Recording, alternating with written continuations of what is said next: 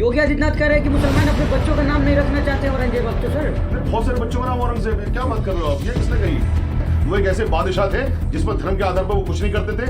उनके यहाँ पर हिंदू उनकी फौजों में ज्यादा थे, उनके जो मंत्रालय था उसमें हिंदू ज्यादा थे। तो बीवियां हिंदू थी जिन्होंने कभी अपना मजहब चेंज नहीं करा, वो हिंदू ही रही आखिर तक, और सबसे प्यारी बीवी उनकी हिंदू थी। भी कहते हैं कि वो 1.25 लाख जनेऊ यानी 1.25 लाख किलो का जनेऊ जब तक वो पहन नहीं लेता था, नाश्ता नहीं करता था। वो विचारधारा वाले क्या आतंकवादी हो गए? आप करिए ना डिबेट, क्या दिक्कत की बात है? हिस्ट्री का पार्ट है, हिस्ट्री को लोग जानेंगे नहीं तो समझेंगे कैसे? तो आतंकवादियों से जेल के अंदर होना चाहिए।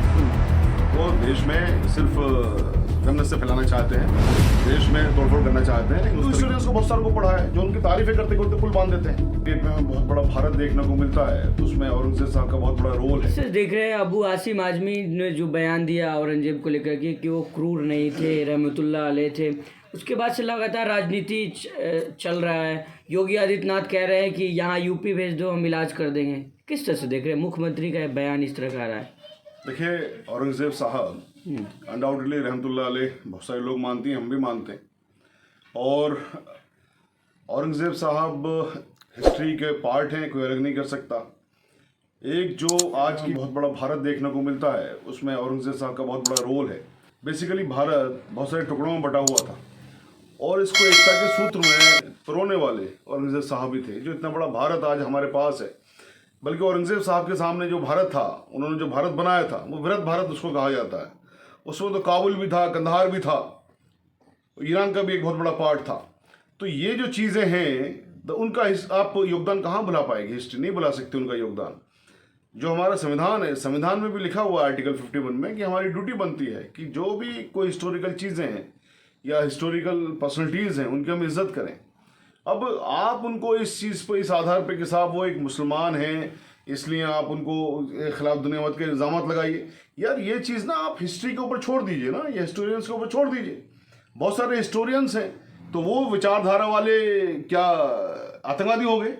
मैंने हिंदू हिस्टोरियंस को बहुत सारों को पढ़ा है जो उनकी तारीफें करते करते पुल बांध देते हैं। बहुत सारे हिस्टोरियंस से बुराई भी करते हैं। तो हिस्ट्री के हमेशा दो पार्ट होते हैं। कोई भी चीज़ हो रही है, आज भी चीज़ें हो रही हैं, दो पार्ट हैं। तो कोई लोग तारीफ करते हैं, कुछ लोग उसकी बुराई करते हैं। तो उसको एक डिबेट की जो चीज़ है उसको डिबेट हो जाए, अच्छी बात है, डिबेट करिए, कोई दिक्कत की बात नहीं है। जो लोग क्रूर कह रहे हैं उनका भी सम्मान है, जो लोग उनको रहमतुल्लाह अलैह कह रहे हैं उनका भी सम्मान होना चाहिए। आप करिए ना डिबेट, इसमें क्या दिक्कत की बात है? हिस्ट्री का पार्ट है, हिस्ट्री को लोग जानेंगे नहीं तो समझेंगे कैसे? तो हिस्ट्री को जानने की सबको ज़रूरत है। जब औरंगजेब साहब के बारे में लोग जब जानना शुरू करेंगे तो पता लगेगा कि हैं कितना बड़ा बादशाह जिसने इतना बड़ा भारत का निर्माण किया, इतनी ज़्यादा उसमें जंगें लड़ी, और वो अपने खाने के लिए भी शाही पैसे का इस्तेमाल नहीं करते थे। अपने किसी भी ऐशो आराम की उन्होंने कभी चिंता नहीं करी। तो किसके लिए वो कर रहे थे? जहाँ तक एक जो आपने हिस्ट्री की बात की कि मतलब इतिहास को जानना ज़रूरी है, लेकिन जो लोग औरंगजेब को क्रूर बता रहे हैं उनका कहना है कि जो इतिहासकार अगर महान बताए हैं उनको तो वो एक खास विचारधारा के लोग थे, उन्हीं लोगों ने महान बताया है। तो ये भी तो एक खास विचारधारा वाले लोग हैं ना जो उनको खराब बता रहे हैं। तो अब यानी कि आज की डेट में अगर एक पर्टिकुलर विचारधारा की हुकूमत है तो वो विचारधारा वाले क्या आतंकवादी हो गए? जिन लोगों ने पहले हिस्ट्री लिखी, मैंने क्या बताया ना, देखिए हिस्ट्री में एक मत नहीं होता है। हिस्ट्री एक ऐसा सब्जेक्ट है कि उसमें हज़ारों पीएचडी अवार्ड होती हैं। अब जो भी पीएचडी अवार्ड होती है वो कोई नई चीज़ लेके आता है, तो सबके व्यू पॉइंट हैं। अब जो हिंदुस्तान में होता है, हिंदुस्तान में क्या है कि मुझे कोई बात अच्छी लग रही है तो साहब वो साहब दक्षिणपंथी हो गया या वो वामपंथी हो गया। तो इस तरह की यहाँ पर कैटेगराइज कर दिया गया अनफॉर्चुनेटली कि कोई औरंगजेब साहब की तारीफ करता है तो वामपंथी है साहब, या वो तो साहब मुसलमानों को पसंद करने वाला है, या मुसलमान प्रेमी है, मुसलमान हितैषी है। जो उनकी बुराई करे वो दक्षिणपंथी है साहब, या वो आरएसएस का है। सर आप कह रहे हैं औरंगजेब साहब, अबू आसिम आजमी रहमतुल्लाह अलैह कह रहे हैं, योगी आदित्यनाथ कह रहे हैं कि मुसलमान अपने बच्चों का नाम नहीं रखना चाहते औरंगजेब। अब तो सर नहीं, बहुत सारे बच्चों का नाम औरंगजेब है, क्या बात कर रहे हो आप? ये किसने कही? योगी जी सदन में कह रहे हैं। मेरे साथ में बच्चे जो मेरे साथ में जो वकालत करी है कई लोग, उसमें उनका नाम औरंगजेब था। अभी भी मिलते हैं बहुत सारे औरंगजेब नाम के। औरंगजेब नाम को बुरा थोड़ी नहीं है औरंगजेब नाम। ये बुरा तो है ना, मंदिरों को तोड़ना। मुझे हाँ आदित्यनाथ नाम के लोग बहुत कम मिलते हैं मुझे, जिनका नाम हो वो अपना नाम योगी रख लें, वो नाम चुरा लें दूसरे लोगों का, ऐसे लोग मुझे कम मिलते हैं। लेकिन ये भी तो कहा जाता है ना कि औरंगजेब के दौर में देखा जाए तो मुगल का पतन हुआ था और उसकी जो पॉलिसी थी, रणनीति थी, वो गलत थी। मंदिरों को तोड़ना, हिंदुओं को परेशान करना, जबरन धर्म परिवर्तन कराना, एक क्रूर आदमी करता है। ये भी कहते हैं, और आपने इसमें भी एक क्वेश्चन वो नहीं जोड़ा, शायद आप मेरी शर्म कर रहे हैं, कि ये भी कहते हैं कि वो 1.25 लाख जनेऊ, यानी 1.25 लाख किलो का जनेऊ जब तक वो पहन नहीं लेता था नाश्ता नहीं करता था, ऐसा भी कहते हैं ना। 1.25 लाख जनेऊ, यानी जनेऊ जो एक पंडित जनेऊ पहनता है उसका वजन कुल मिला के 10, 20, 50 ग्राम होता होगा। तो 1.25 लाख किलो जनेऊ का मतलब हो गया कि वो कम से कम 10, 15, 20 करोड़ हिंदुओं को मार करके नाश्ता खाता होगा। उसने तो 57 साल हुकूमत करी, तो उसने तो मेरे ख्याल है पूरी दुनिया की जो आबादी होगी और जो आने वाले 500-600 साल तक आबादी होगी उसने अपने शासनकाल में मार दी होगी। तो फिर इतने लोग कहाँ से बच गए? ये व्हाट्सएप का जो ज्ञान है ना, ये यूनिवर्सिटी चल रही है, इसको भाई छोड़िए। अच्छा, मैंने जैसे बताया, जो लोग क्रूर कहते हैं उनको हक है क्रूर कहें, वो मैं कह रहा हूँ ये बात जिम्मेदारी से। आपके पास हिस्ट्री है, दिक्कत कहाँ है? दिक्कत कहाँ है? हिस्ट्री है। दिक्कत ये है कि आप अपने व्यू पॉइंट को सबके ऊपर नाफिज करना चाहते हो। आप कहते हो नहीं साहब, आप चूंकि क्रूर कह रहे हो तो सब लोग क्रूर करें, ऐसा कैसे हो जाएगा भाई? आपने एक हिस्ट्री पढ़ी, आपकी हिस्ट्री डिस्टॉर्टेड हिस्ट्री है, टूटी फूटी हिस्ट्री है, आपकी गलत हिस्ट्री है। हम फिर भी कह रहे हैं आपका सम्मान करिए ना, इसमें डिबेट का सावरकर को वीर सावरकर मानने में क्या दिक्कत है? रहमतुल्लाह अलैह को यह कहना कि साहब उनको आप रहमतुल्लाह अलैह नहीं कहेंगे या उनकी आप इज्जत नहीं करेंगे तभी आप इनके साथ में खड़े होंगे, ये कौन सी बात हुई? तो ये तो देश की संविधान नहीं कहता। लेकिन उनका तो तर्क है कि उसने क्रूरता की, इसलिए हम उसको क्रूर कह रहे हैं। उनका तर्क है, वो क्रूर कहे, मैं कह तो रहा हूं, लेकिन वो दूसरे लोगों से कैसे कह देंगे साहब आप भी क्रूर कहिए? उनका तर्क है। हमारा तर्क ये है कि उन्होंने एक बहुत बड़े भारत का निर्माण किया।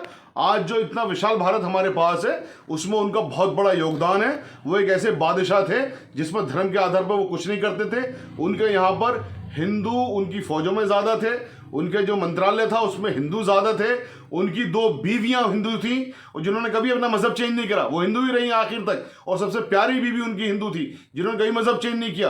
तो ये इल्जामात लगाते हैं, ये हिंदू मुस्लिम की जो बातें करते हैं कि साहब उन्होंने बहुत ज्यादा हिंदू मारे, ये सब चीज करी। जहां तक उनके डेमोलिशन की बात है, मंदिरों को डेमोलिशन की, उसने मस्जिदें भी डेमोलिश करी उन्होंने। जहां पर भी वो क्रूरती देखते थे, जहां पर भी वो देखते थे कि लोग गलत कर रहे हैं, जैसे बहुत सारे पंडित हैं वहां पर रेप कर रहे हैं मंदिर के अंदर, या बहुत सारे कोई जो ये लोग थे जिनको कह दिए साहब मुस्लिम धर्म गुरु, वहां पर कोई और कुरीति कर रहे हैं मस्जिद के अंदर या किसी दरगाह के अंदर, तो सबको एक समान तोड़ दिया जाता था। मंदिर भी तोड़े उन्होंने, मस्जिद भी तोड़ी, दरगाहें भी तोड़ी उन्होंने, कुछ नहीं छोड़ा उन्होंने ऐसा। तो उन्होंने ये नहीं कि सभी कुछ तोड़ा, जहां पर गलत होता उनको मिला वहां पर उन्होंने तोड़ा। और उन्होंने मंदिरों को मेरे ख्याल जितने लोगों ने ग्रांट दी ना बादशाहों ने, सबसे ज्यादा ग्रांट अगर आप सही उनका आकलन करेंगे, तभी तो मैं कह रहा हूं कि आप करिए आकलन, करिए डिबेट, सबसे ज्यादा ग्रांट औरंगजेब साहब के दिए हुए हैं मंदिरों के लिए भी। लेकिन सर भाजपा नेता टी राजा कह रहे हैं कि हमारी बहन बेटियों को बलात्कारी थे मुगल, इन लोगों की मजारें तोड़ देनी चाहिए, औरंगजेब की मजार तोड़ देनी चाहिए, बुलडोजर चला दो उस पर। टी राजा तो आतंकवादियों से जेल के अंदर होना चाहिए। वो देश में सिर्फ वेमनेस से फैलाना चाहते हैं, देश में तोड़फोड़ करना चाहते हैं, उस तरह की वो पॉलिटिक्स करते हैं हमेशा। कितने बार वो जेल भी जा चुके हैं। ऐसे आदमी को कोर्ट भी नहीं करना चाहिए। ऐसे आदमी को कोर्ट करके तो जब मीडिया बातें पूछती तभी तो उनको लाइफ मिलती है।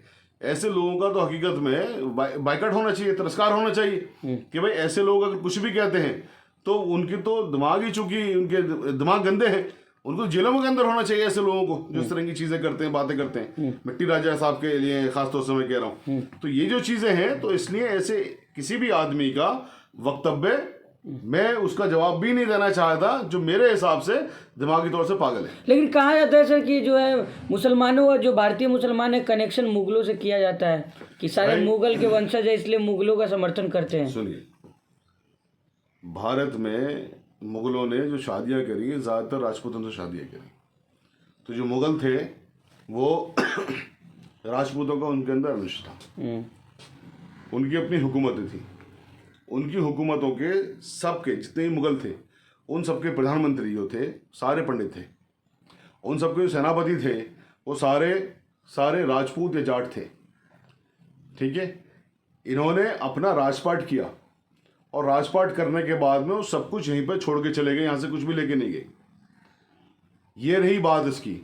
हिंदुस्तान की जनसंख्या जितनी थी उस वक्त, उन्होंने हिंदुस्तान की जनसंख्या को ना धर्म के आधार पर चेंज किया, जैसा मैंने बताया कि उनकी बीवियां 3 बीवियों में से 2 हिंदू थी उनकी, और वो हिंदू ही रही आखिर तक भी। तो जो आदमी की अपनी बीवी मज़हब चेंज नहीं कर रही है, बाकी लोग क्या चेंज करते हैं। और जहाँ तक ये कहा जाता है कि साहब मुसलमान मुगलों के वंशज हैं इसलिए मुगलों को उनकी बुराई नहीं सुन सकते, भाई यहाँ पर हिंदुस्तान में जैसा मैंने बताया कि जो मुगल थे उनमें भी राजपूतों का अंश है। आप कहाँ अलग करोगे? सबका डीएनए पूरे के पूरे हिंदुस्तान का एक ही आपको मिलेगा। तो ये पूरा हिंदुस्तान है, इसमें हिंदुस्तान की बात क्यों नहीं करते हम लोग? एक भारत की बात क्यों नहीं करते हम लोग? अब अगर अंग्रेजों की हम बात करते हैं, वो पूरे एक ब्रिटेन की बात करते हैं। ये हिंदू मुस्लिम का जो दंश बोया, ये अंग्रेजों ने बोया यहाँ पर। लेकिन क्या दंश मैं कह रहा हूँ उसको। तो क्या वजह हो सकती है कि सर अभी मुगलों को याद किया जा रहा है? सर वजह तो सिर्फ साफ है, जो एक पॉलिटिक्स करते थे हमारे देश में अंग्रेज लोग, डिवाइड एंड रूल, उस पॉलिटिक्स को आगे बढ़ाया जाता है आज की डेट में भारतीय जनता पार्टी के द्वारा। और वो उनका जो प्रयोग है इतना सफल है कि वो तमाम फ्रंट पे फेल होने के बावजूद भी सत्ता में है, इसी चीज़ पर चलते हुए, हिंदू मुस्लिम पर चलते हुए। तो इस तरह की तमाम चीज़ें उनको सूट करती हैं, उनकी पार्टी को, पॉलिटिकल पार्टी को उनकी सत्ता में लेके आती हैं, तो उस चीज़ को क्यों छोड़ेंगे? बाकी देखिए ना, देश में कितनी ज़्यादा खतरे की चीज़ें हैं, कितना सब कुछ है, आप देश को क्यों तोड़ने की बातें करते हो? अच्छा